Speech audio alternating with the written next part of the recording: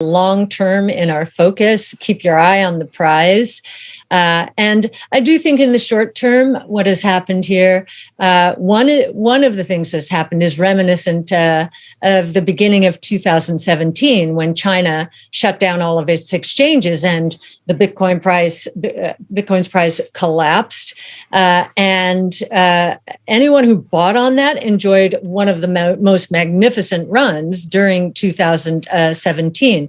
Because what we learned is, fine, China shuts down its exchanges and the activity moves to Japan, Korea, Thailand, almost seamlessly. And when people looked around and said, okay, nothing happened there, this just shifted. And we think the same will be true of mining, by the way, and therefore mining will be more transparent than it is in China right now.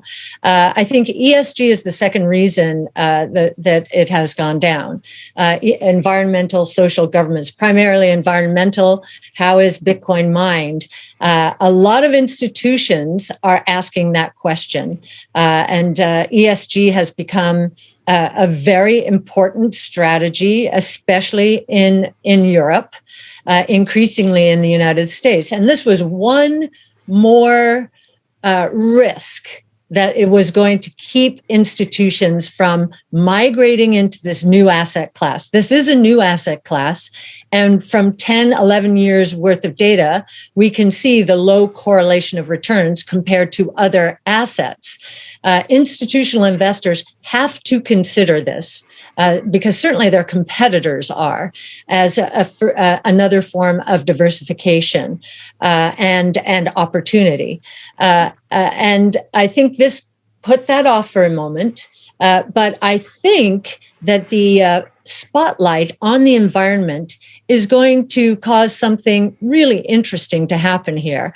We just wrote a paper with Square about the ramifications of putting Bitcoin mining into a solar Powerwall merchant power ecosystem so that it could absorb all the extra energy coming from the sun after the battery, the power pack is filled up. That would add a new dimension of economics to this ecosystem and would encourage homeowners and utilities to add more solar to their own ecosystems than otherwise would be the case. So it's actually going to accelerate the movement into renewables. I think that's what's going to bring institutions back. And I think Elon Musk highlighting, is this a risk that I have considered adequately as I put Bitcoin on my balance sheet, my firm's balance sheet? I think he's going to be a part of the solution. So we think what has happened here is actually going to turn into good news. And I just want to add something, if you guys don't mind. You had $1 trillion+ taken out of the marketplace. If you factor in all the altcoins, what happened to Bitcoin. And yet I want you to think about the power of decentralized finance. If that would have happened to the banking system, or if that would have happened in 2008, we would have been awash in a crisis, a stock market crisis.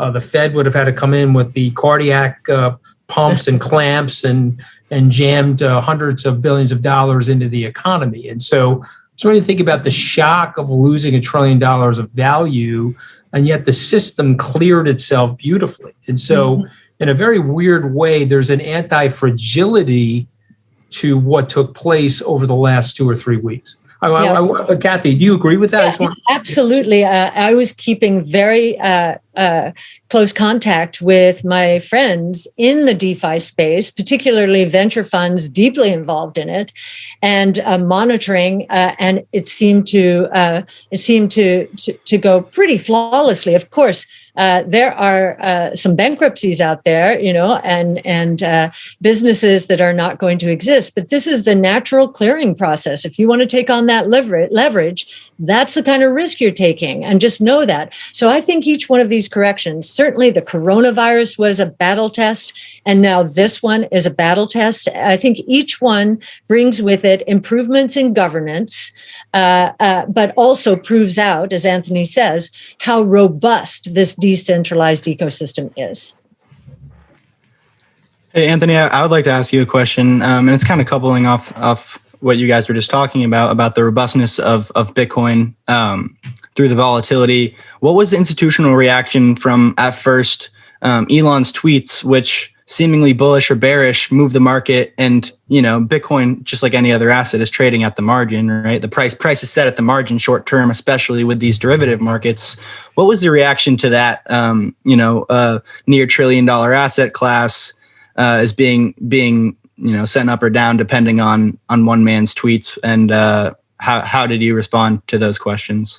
So look, I think I have an interesting vantage point, and I know Cathie has perhaps a different perspective. I have 34 hedge fund managers in my core fund, which is about $9 billion, including people like Dan Loeb that are now Bitcoiners. I've got a tracking of about 1,200 funds that our research department here tracks. And then, of course, we have the SALT conference, where we probably have had 100 or so thousand people over 10 years traffic through the conferences or the SALT Talk series, et cetera. So we're doing a lot of surveys, a lot of analytics. Again, this is just my opinion, and it's probably a sample that's biased. I don't think there's a lot of institutions that are heavily invested in Bitcoin. Now, Cathie's a large institution. She's invested. Are there disruptive institutions that are invested? Yes.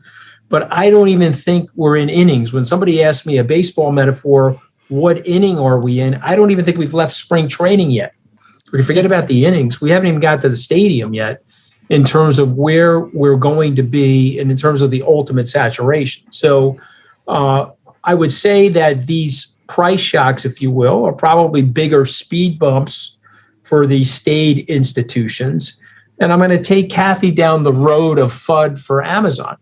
How many institutions over 20 years hated on Amazon, didn't believe its story, couldn't believe that it had a market cap larger than Sears back in 1999, had no earnings, no discernible earnings, and yet it sits here today as this great colossus, and Jeff Bezos as the richest person on planet Earth.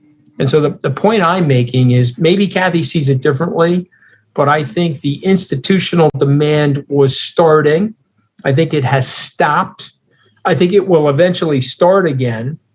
The institutions are going to get pulled into this thing the way Morgan Stanley got pulled into it. How did Morgan Stanley get pulled into it? In my opinion, the clients pulled Morgan Stanley into it. They said, hey, you know what? I got to have this on my platform. Otherwise, the clients are going to migrate to some other firm. And so therefore, I need to have this at the buffet table. And so we're not there yet with any level of institutional saturation. And in my opinion, there lies this unbelievable opportunity. Yeah, I can echo what Anthony is saying.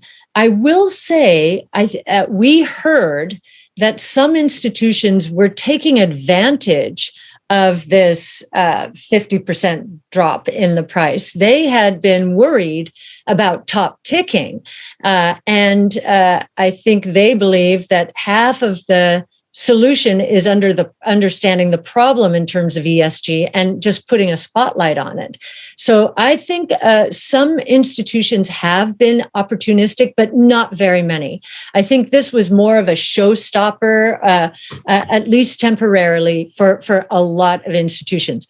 In terms of the idea that one person's tweet could cause this amount of damage, well, we've been involved with Tesla, you might know, for a very long time. And we are getting used to this and use these opportunities as do you think he was smoking a blunt while he was sending out those tweets? I'm just asking for us. No, I think he was probably just after a call with Larry Fink at BlackRock, who's his number 3 shareholder, who's all about climate change, and probably set off some of this furor, if I had to guess. And there are also in the top of the league tables in terms of owners of Tesla, there are a lot of European institutions. And again, very high sensitivity, probably more than Elon could have imagined before he committed and his team committed to Bitcoin. I think there's a good transition point to, talking about the ESG component of, what Bitcoin means for the environment. Personally, for me, I kind of agree with you, Cathie, that I believe that Bitcoin unlocks a opportunity and incentive to build out green tech, to build out energy infrastructure in general, and kind of localize and make it more robust.